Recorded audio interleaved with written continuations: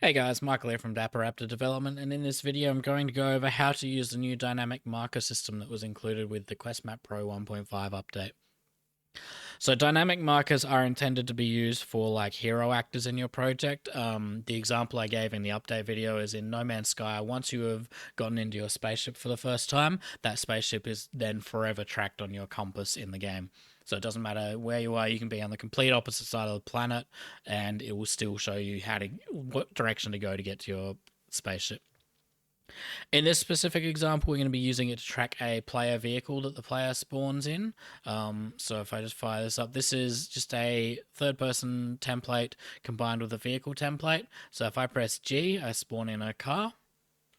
And if I jump into the car, the map and compass update so that it's correct and uses the car instead of the player. And if I jump back out, it switches back to the pawn. So we're going to set it up so that the car is tracked once we spawn it in, and then it disappears when the player jumps into it, so that we don't have a player marker and a dynamic marker stacking on top of each other. Now, a couple of things to note about dynamic markers is that they are not discovery based. So landmarks, points of interest, all those normal markers that are used in QuestMap Pro, once you get within a certain distance of them, they are discovered by the player, and that is when they are tracked. Dynamic markers are tracked when you tell QuestMap Pro specifically to track them.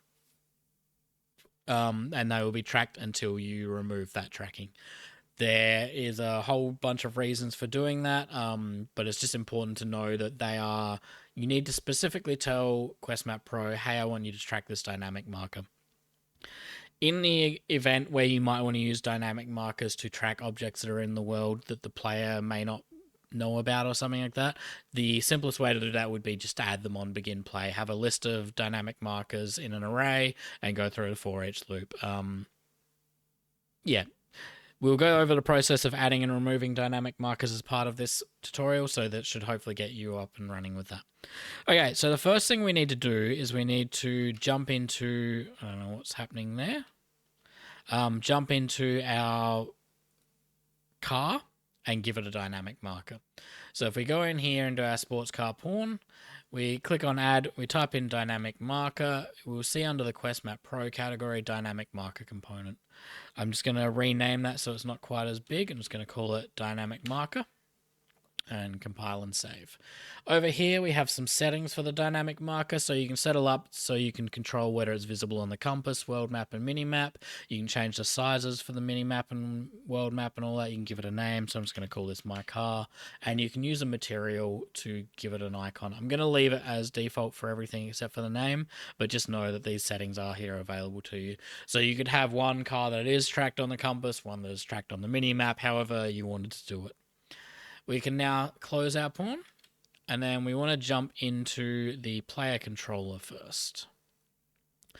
This is my logic for spawning the car. So I've just got a simple thing that takes the character's forward vector and then uses that to calculate a position 500 units in front of the character and spawns it. Importantly, we save a reference to the car when we do that as a sports car pawn, which is going to allow us to access that dynamic marker we just added here.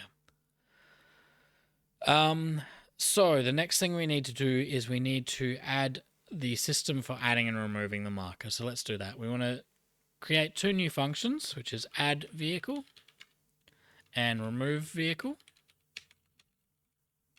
And we're going to use these to call whenever we need to add and remove the marker.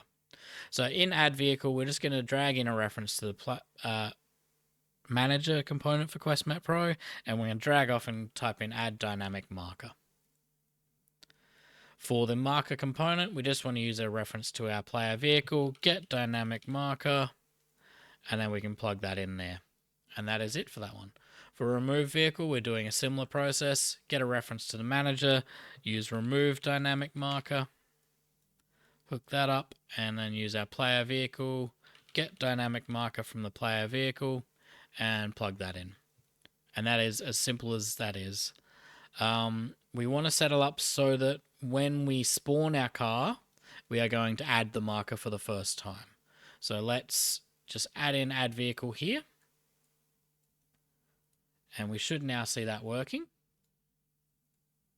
We just give everything a second to run. There we go. And now we have this dynamic marker showing up on the compass, showing up on the map, and showing up on the mini-map. We hover over it, we see the name My Car.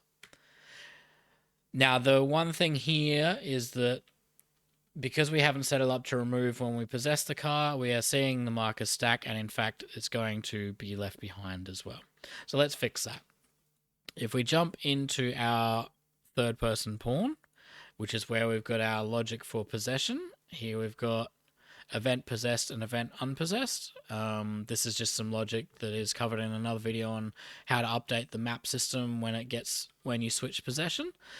We want to call the events in our player controller, these ones here, add vehicle and remove vehicle, the functions, here on our possessed and unpossessed. So in order to do that, we need a reference to our controller as the controller blueprint specifically. The simplest way to do this is on our begin play logic, we can just do a cast one time. So let's get player controller. And we're going to cast to player controller BP, which is the name of our controller blueprint. Now, because we're doing this on begin play, it's only ever going to do this cast once, and because we already have the player controller loaded at all times in memory, it's not going to cause any hard referencing issues. You could also do this with a interface or a bunch of other ways though, and that's probably the better way to do it, but for the sake of a tutorial being simple, we're just going to go with this. Once we've done this, we're just going to promote this to a variable. I'm going to call it controller BP. I already have a controller BP. That was from a prior run. So let's just pretend I renamed that one and we use that there. Now that we have a reference to our controller as the blueprint, we can go to event possessed and we can drag in here, and I'm just going to add in a is valid, and I'll explain why we do that in a second. And then as long as it is valid, we're going to say remove vehicle. Remove vehicle.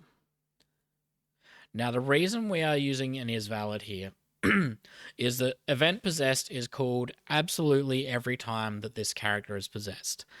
Because in our world settings, we are using this game mode, which specifically uses this pawn as the default pawn. This is going to be possessed at begin play, which means we are going to call this logic here before this runs. And because we haven't set the blueprint, if you don't have an is valid here, you're going to get an access none error. It's not going to break your game, but in the interest of avoiding errors and just keeping things clean, we're going to use an is valid here just to avoid that. The other thing we want to do is when the character is no longer possessed, we want to call add vehicle, so that then we add the vehicle. Wait, have I done this right? No, I've done this the wrong way around. We need to remove the vehicle when the character is unpossessed, because that means we're getting into the vehicle. And we want to add the vehicle when we possess the player. And that should be it. So if we hit play, we spawn the vehicle, it is tracked. If we jump into the vehicle, we no longer see that marker there. And then once we jump out of the vehicle, it is now back on the map and compass. So that is how you use dynamic markers. As I said, they do not need to be used with pawns. You can use them with any actor in the world. You just need to add that actor component to it and tell QuestMap Pro to track it. Hopefully that's a good starting point for you guys to get started with them. If you have any questions, obviously, let me know in the comments below. Cheers.